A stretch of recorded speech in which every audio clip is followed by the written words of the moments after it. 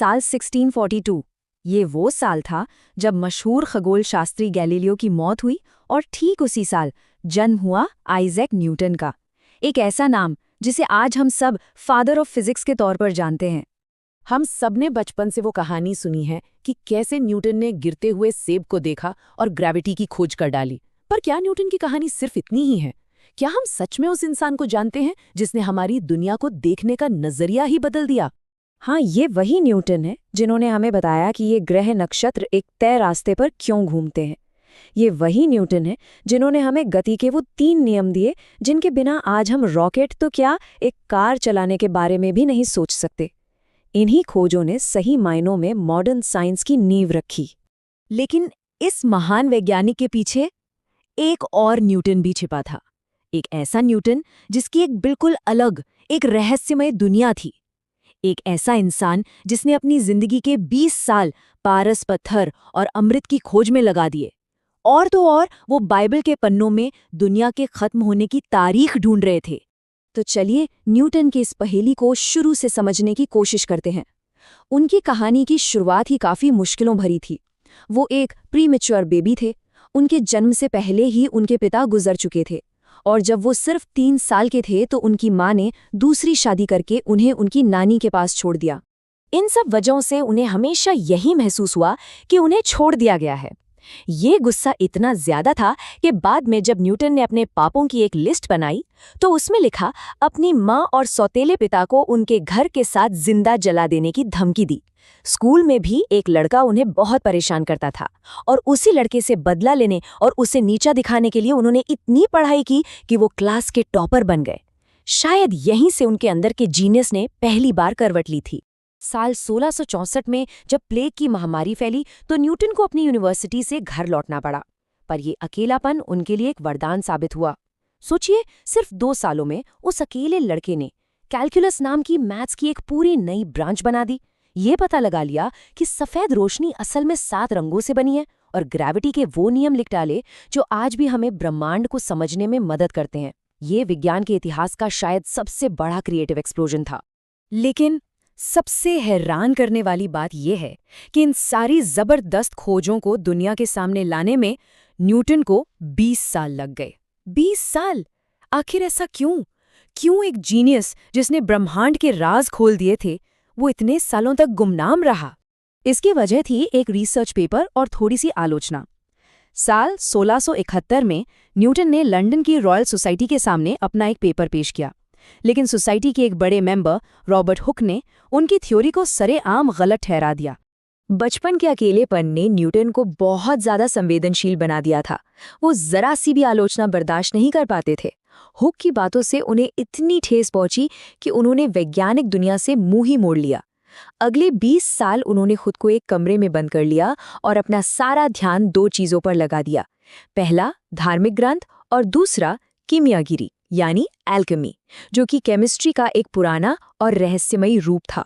इसी दौरान वो पारस पत्थर को खोजने की कोशिश करते रहे और धार्मिक ग्रंथों को पढ़ पढ़कर उन्होंने ये हिसाब लगाया कि दुनिया का अंत कब होगा।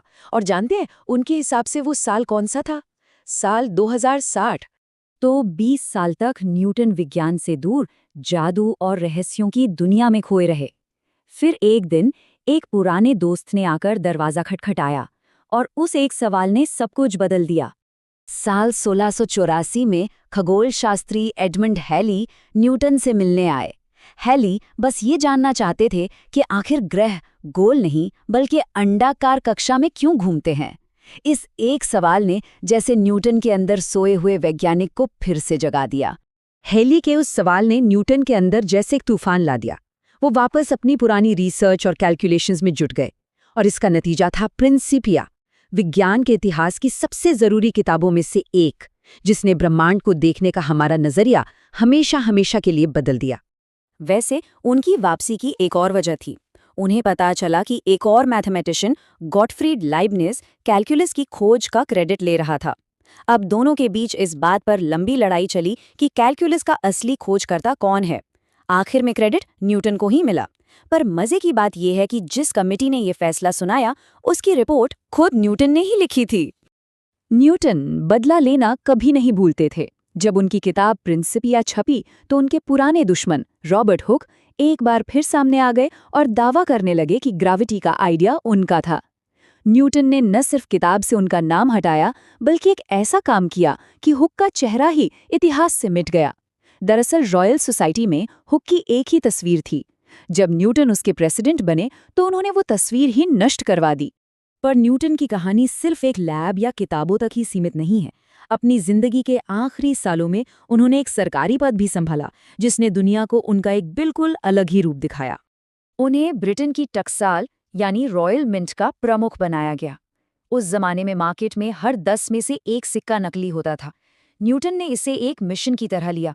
उन्होंने सारे पुराने सिक्के वापस लिए, नए सिक्के बनवाए और नकली सिक्के बनाने वालों पर इतनी सख्ती की कि कईयों को तो सीधे फांसी पर लटका दिया गया। लेकिन देखिए, पैसों के मामले में इतना सख्त इंसान खुद एक बहुत बड़ी आर्थिक गलती कर बैठा। उन्होंने अपनी सारी जमा पूंजी साउथ सी नाम की एक कंपनी में लगा दी। जब शेयर्स के दाम बढ़े तो उन्होंने और पैसा लगा दिया, लेकिन अचानक वो कंपनी डूब गई और न्यूटन के सारे पैसे भी डूब गए। तब उन्होंने दुखी होकर कहा था, मैं तारों की चाल तो नाप सकता हूं, लेकिन इंसानों का पागलपन नहीं। तो फिर असली न्यूटन कौन थे? एक तर्क पर चलने वाले वैज्ञानिक या रहस्यों में डूबे एक जादूगर? सच तो ये है कि उनकी कहानी इन दोनों दुनियाओं के बीच की एक अजीब पहेली है। अपनी मौत के वक्त तक वो पारस पत्थर को खोजने में लगे हुए थे। साल 1727 में जब उनकी मौत हुई तो उनकी बालों की जांच की गई और उसमें बहुत ज्यादा मात्रा में पारा यानी मर्क्यूरी मिला। पारा एक जहरीला एलिमेंट है जिसे कीमियागिरी में इस्तेमाल किया जाता था। बहुत से लोग मानते हैं कि इसी पारे के जहर ने उनके दिमाग पर असर डाला था और शायद यही वजह थी कि वो अपनी पूरी जिंदगी किसी के भी करीब नहीं आ पाए। न्यूटन की कहानी हमें ये सोचने पर मजबूर कर देती है कि एक ही इंसान के दिमाग में तर्क और अंधविश्वास, विज्ञान की रोशनी और जादू का अंधेरा, ये दोनों चीजें एक साथ कैसे मौजूद हो सकती हैं? ये एक ऐसा सवाल है जिसका जवाब शायद हमें कभी ना मिले।